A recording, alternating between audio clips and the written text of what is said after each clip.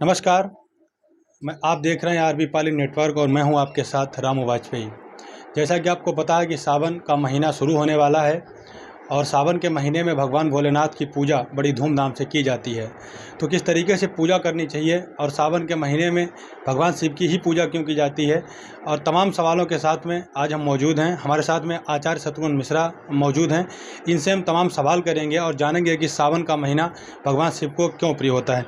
बहुत बहुत स्वागत है महाराज जी हमारे चैनल पे। सावन का महीना महत्वपूर्ण इसलिए है कि भगवान विष्णु जो हमारे समाज के जनता के पालन करता है और अन्य भी देवी देवता हैं, आज जो है अपने धाम को शयन कक्ष को चले जाते हैं और 4 मास तक ये वहाँ रहते हैं। और ये मृत्यु लोग जो है ये भगवान शंकर को समर्पित किया गया, उनकी रक्षा करने का भी यहीं पर महत्व है इनका। और ये आज ही के सावन के ही महीने में ये अपना बारात लेकर के इस पृथ्वी लोक में आए थे।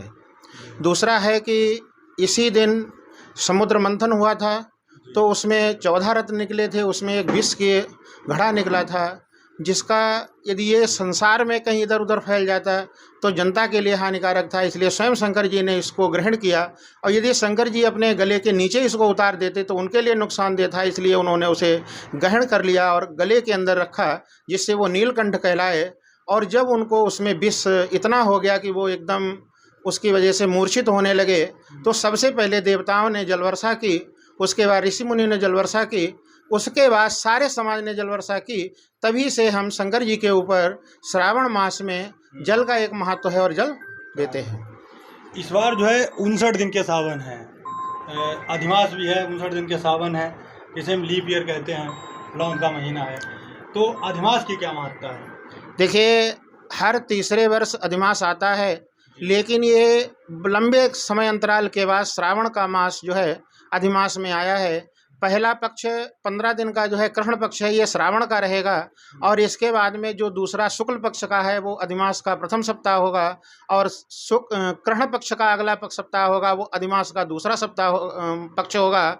और जो अंतिम पक्ष होगा जिसको कहते हैं शुक्ल पक्ष, वो अंतिम पक्ष श्रावण का रहेगा। उसी में जितने भी हमारे त्यौहार हैं वो उस त्यौहार उसमें मनाए जाएंगे। और बीच का जो अधिमास का समय है, इसमें केवल शंकर जी की ही उपासना की जाती है, और शंकर जी के लिए उपासना में जल महत्वपूर्ण है। 1 लोटा जल सारी समस्याओं का हल।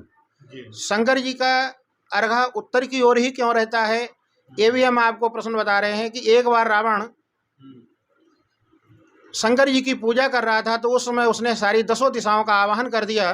तो दक्षिण की दिशा जो थी वो पूजा कर रही थी, शंकर जी की हाथ जोड़ करके निवेदन कर रही थी, और सारी दिशाएं उसका मजाक उड़ा रही थी। तो उत्तर की दिशा ने बहुत ज़्यादा मजाक उड़ाया, शंकर जी को गुस्सा आ गया, उन्होंने अपना तीसरा नेत्र खोल दिया, जिससे उत्तर की दिशा जलने लगी। और दक्षिण की दिशा को ये एहसास हुआ कि ये हमारा नुकसान हो रहा है, तो उसने वहाँ से जल चढ़ाना प्रारंभ कर दिया। इसलिए हमको अर्घा जिस मुख को होता है उसी मुख पर बैठ करके हमें जल चढ़ाना चाहिए। इस बार जो है सावन में 8 सोमवार पड़ेंगे, तो क्या 8 सोमवार का उतना ही महत्व रहेगा, या इसमें कोई जो सोमवार है वो सावन में नहीं गिने जाएंगे, ऐसा कुछ है? 8 सोमवार का महत्व विशेष है, और ये 68 वर्ष के बाद ये ऐसा समय पड़ रहा है जो कि हमको ये महत्वपूर्ण है।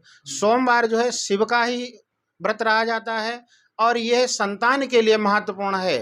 एक बार मार्कंड ऋषि के पुत्र जो मार्कंडेय जी थे, उन्होंने शिव की तपस्या करके लंबी आयु को प्राप्त किया।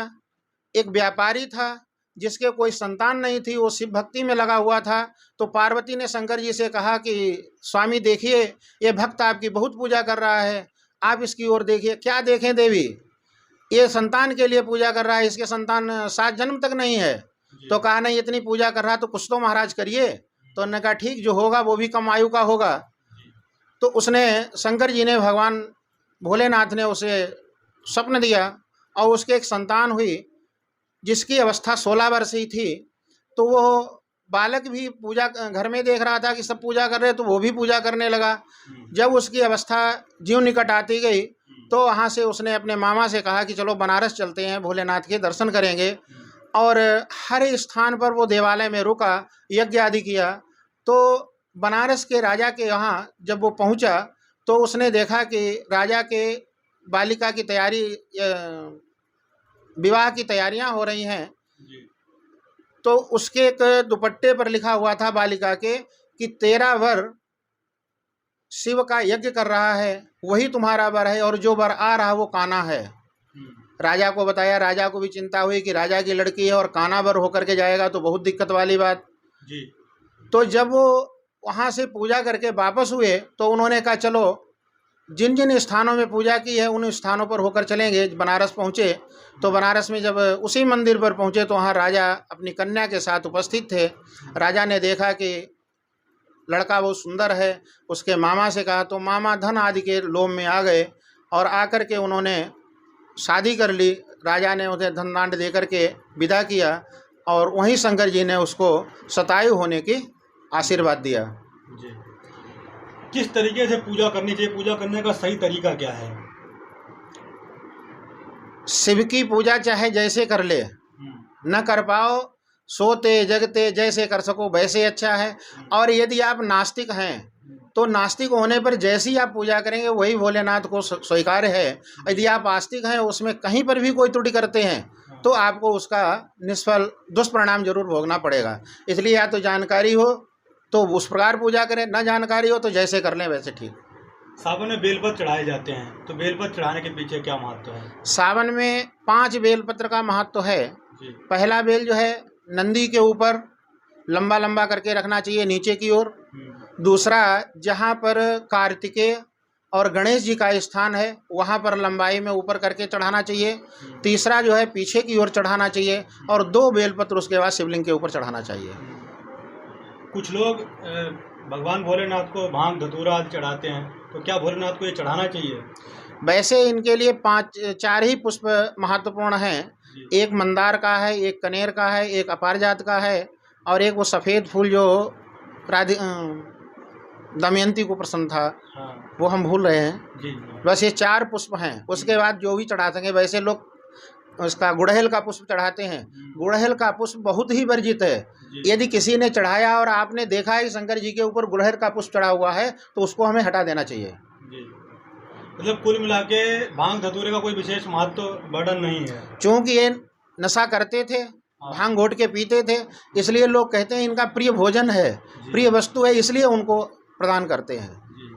हम देखते हैं कि सावन में कांवर का एक बड़ा प्रचलन आजकल है और भारी संख्या में लोग कांवर चढ़ाते हैं। तो उस पर हमने देखा है कई बार भगवान शिव पार्वती का स्वरूप तैयार करके ले जाते हैं, उसको रास्ते में नचाते हैं। तो इसके पीछे क्या कहेंगे? करना चाहिए या नहीं करना चाहिए? देखिए, कांवर का रावण जब भगवान भोलेनाथ के पास जल लेकर गया और वो उनको लाने की मनसा से गया था, लेकिन जब वो ला नहीं पाया तो उसने वहीं पर शंकर जी के ऊपर वही जल चढ़ा दिया। उसी दिन से ये प्रथा हो गई कि तीर्थों से जल लेकर के आओ और प्रसिद्ध मंदिर में जल चढ़ाइए। लेकिन ये शिव तांडव है। शिव तांडव अकेले शिव ने तांडव किया था, ना कि शिव और पार्वती दोनों ने किया था। शिव और पार्वती बनते हैं तो शिव को तांडव करना चाहिए, ना कि पार्वती को जी। तो आपके हिसाब से जो लोग ऐसा करते हैं वो गलत है, अनुचित है? अनुचित है जी।